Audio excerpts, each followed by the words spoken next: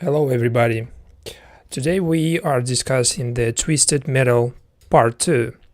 And Twisted Metal Part Season 2 was just dropped. And for me, I never watched anything in this, universe of Twisted Metal. Neither played games nor seen first part of this TV show. And even though I never seen part 1, there is nothing to worry about because the beginning of season 2 is actually taking us back to the story of Raven character. And Raven character is basically depicted in season 1 as someone who is showing up to main character John to invite him to work in New San Francisco. And throughout the season, we know that version of Raven was the only one introduced in season 1. But in season 2, we got to know the other version of Raven, who is actually the main version of Raven. And with that being said, I see this part 2 as separate good season, even though it's pretty much connected. And you have to watch season 1 before watching this season. But I just skipped season 1, but I'm pretty much interested in this TV show overall because this part 2 is just bringing a lot of good storylines. And Raven's storyline is something that draws my attention the most, And her version, particularly her main version, the Raven that is ruling the actual ruler of New San Francisco and the actual person who is governing that place. And all other versions of Raven, they are basically working on that one version. And this is how this is the prehistory of Raven and her youngest appearance in this TV show. And that was actually the party they were attending, the graduation party in 1998. And basically they were there to prank one of their classmates. And she was the nastiest classmate they were hating. And they just spotted her having an affair or something hooking up with two of her classmates, and of course behind her boyfriend's back she was cheating on her boyfriend, and they wanna just exploit this as act of vengeance. They wanna just put her in a bad spot by revealing that affair, and they actually did that the most ridiculous prank actually you could have imagined, because that looked so real. And Raven, she took a role of some kind of magician, or she wanted to make Destiny, her classmate, believe that she has to do something with dark magic, and her involvement with two classmates is gonna be revealed by this cards, and since they already saw her having that affair, it was easy to set up this prank as something believable. So everyone just actually believed in this prank, and so did I, because that looked so real. She basically pulled out this card with death, and based on her words, it was related to something like completing something in your life and beginning another like part of your life, a new life. But she is referring it to as if like destiny having a baby from someone. This new beginning is referring actually to a baby, like as if she is pregnant, but not from her boyfriend. This prank is supposed to be like, putting in the most like bad position your classmate. So she made it as act of vengeance, of course, to make her feel bad, and at the same time they did that because in few months they already know that they're gonna leave this place. All these people in few months they are gonna be in completely different place. So they put this prank as like like the last resort. And at the same time, her room was basically full of this like ritual red, like like signs of demon or something like this. And that was basically painted by Raven's friend Kelly. And Kelly at the same time, she was hiding outside on the roof. And that was the moment of the accident when she fell off that roof. And basically she, hit her head, and dramatically she got injured. And basically after that incident, like Raven find out that there is something happened, and present days actually showing that Raven is still trying to like awake Kelly, because Kelly is currently in coma after that incident.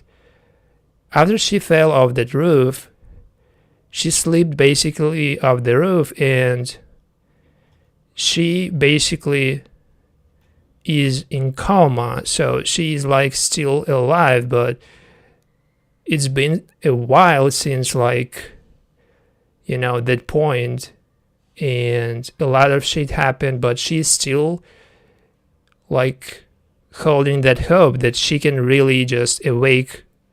I think her girlfriend, from what I've seen, I believe that they were together not only as friends. At that like point, there is only one way to awake your friend or girlfriend. There is some type of deadly car combat, like race, when everyone participates, and the final prize of this combat is one wish, just one wish of one winner, and that winner is gonna be like the only one person, and the wish, it actually can be anything. Like there is no like limits, and with all the consequences of that wish, it's gonna be implemented no matter what. And her wish is basically to awake your girlfriend Kelly. So she's gonna basically participate in that race, in that car combat, but not herself. She's gonna put another person to participate on her behalf, and basically this person is John, who is the main character, the protagonist of the metal, Twisted Metal, and she basically captured him in the end of season 1, and every time she's going somewhere and John just noticing that she's going somewhere and she's locking that door every time like it's fenced, it's just, area secured, highly secured area, or something like super private for Raven. So he's gonna exploit like how personal that place for Raven. But he's basically kept as, a prisoner, and his only purpose to participate for Raven, to win that prize, that wish, and to awake Raven's girlfriend Kelly. And to awake your friend Kelly, they teach John how to drive by giving him play like video games and non-stop, like he's playing those video games, to actually learn like how to drive car in the most extreme conditions, and Raven is actually taking it like so serious, because this is again the only way she can actually make it real, awake your friend Kelly, who is in coma. And she like making John work as a pizza man, but this is like only as another like part of his life, and mostly this is like some kind of test to check him if he has all the abilities, all that capacity to realize, to like make it real, the participation in that car combat or car race. And he's trying to run away, but every time he's failing, of course. And this city is basically separated by walls from outside, and there is like insiders and outsiders. So whoever in the city considers himself as insider, but everyone like outside of this city is outsider, who is just not in any other city, but in just surrounding areas. And he is trying to get out of that place, but there is no way he can actually succeed. And while they actually force him to participate for their own goal, like he has no idea what's the price of this, contest.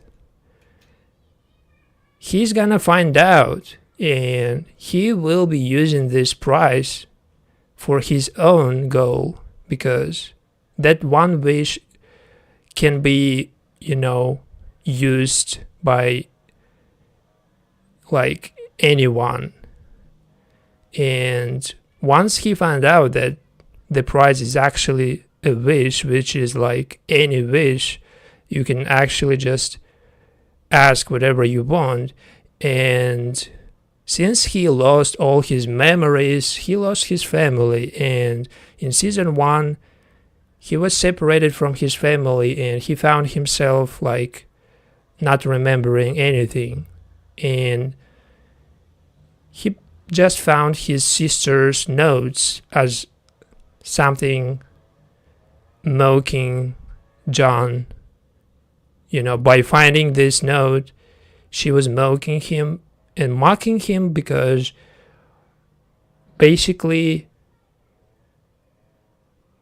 if he found this note, that means that she knew that at one point he would go and search through her things just to find something about her life, something personal, and he found basically something, but he's still not aware of where his sister is or who she is. And his sister basically is the ruler of another, let's say, community, but this community is like mostly outsiders because they basically rebellious and vigilantes, and they basically trying to basically like remove all the walls from outside, from the outsiders and insiders, and they want to just live on equal rights. They want just better food, better supplies, and to bring down those walls, you need to participate in that deadly car contest. And there is a lot of like interesting characters, but specifically character Quiet from season 1. She was involved with John in a lot of situations, like from romantic to just, another like type of relationship. But in this like community, which consists mostly of women, there's only one man before John arrives. They actually see themselves as, people who will bring like justice and who will basically, erase all the limits between insiders and outsiders to be able to get access to, or the better things that insiders enjoy. And of course, to participate, they want to choose the most like, strong woman from this community. And they call themselves the dolls, basically. So they wear like doll masks, everyone, and the leader of this community, which is John's sister, she's calling herself Dollface. And Quiet basically was captured by the dolls in season 1. If I understand, she wasn't like willingly joining this, group of people. But now she sees her as the vital part of this community. Because of her past trauma, she is mostly like as quiet as her name, sounds. It's actually because of her being quiet. John called her in season 1 Quiet, and this name like stuck to her. And while she's not talking too much, she's really like one of the strongest characters if like we're talking about female characters. And she's the number one. She's actually the first like person in line to participate in that race, and she's gonna be participating. But Raven is actually not like aware of John's intentions, that he is not only gonna just escape this captivity, he's not only gonna just run away from Raven and stop her plan to become true, he's gonna just do that by stealing her ambulance. This ambulance is serving as the place when Raven's girlfriend Kelly is sleeping in her coma, he's gonna steal this ambulance, but not Kelly. Kelly is gonna be still there, but for Raven is like, it's actually low blow because she sees that act of like disrespect as something like personal, because putting her girlfriend outside of that ambulance where she was sleeping like probably last decade or something like this, because since 1998 it's been like 20 years or something like this, and we understand that that ambulance where she was sleeping, that was like the like something that, you know, means for Raven a lot. And now she's like in this bed with like poor condition, and she's gonna of course retaliate. And he's even like left this note mocking her in a way that his sister mocked John. Basically, he left the same note saying, "Made you look, you dumb." And this is like, of course, gonna be rivalry in this season 2 of Twisted Metal. But I noticed that in next 2 episodes, Raven actually, she doesn't appear in next 2 episodes, but she will appear at some point, like in season 2, episode 5 or something.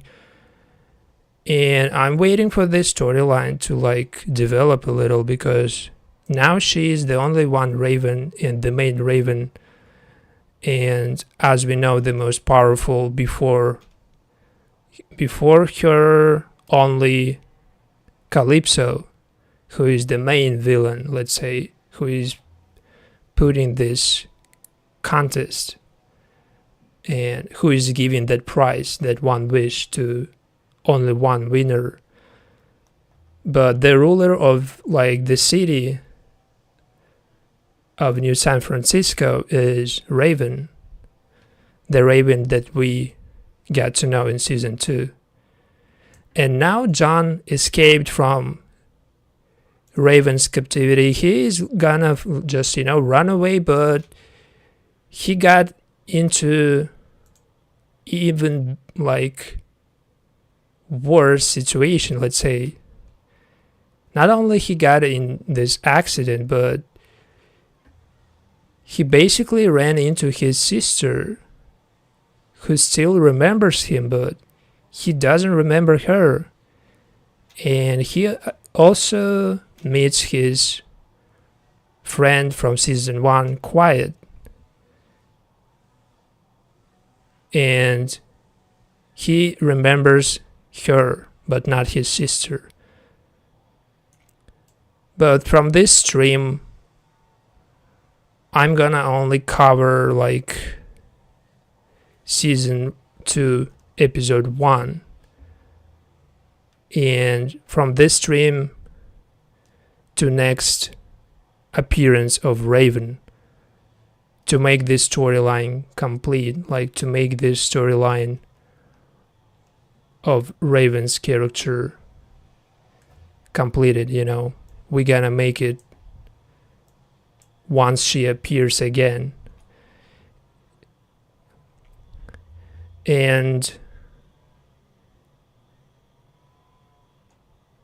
if we know like what actually will happen in next episodes, I guess that there's gonna be something like she's gonna be still after John, and she's gonna chase him, and if they will participate in that race, probably there will be a lot of conflict of interest, let's say, because her intention is pretty clear: winning this contest, getting her girlfriend awakened. making her girlfriend conscious again. And this is pretty good storyline because, like, to empathize with this character, they did a pretty good job. And first 10 minutes of episode 1 is actually just a good, presentation of this character and her intentions, why she's doing what she does, why she's capturing John, why she's so obsessed with this ambulance and her friend Kelly. And to be that obsessed with someone, I would say that they have more connection than just being friends. Because when you just putting everything on that person to awake her, you were basically way more closer than just a friend. You're supposed to be sharing way more past than just friend. And I guess that they will have some type of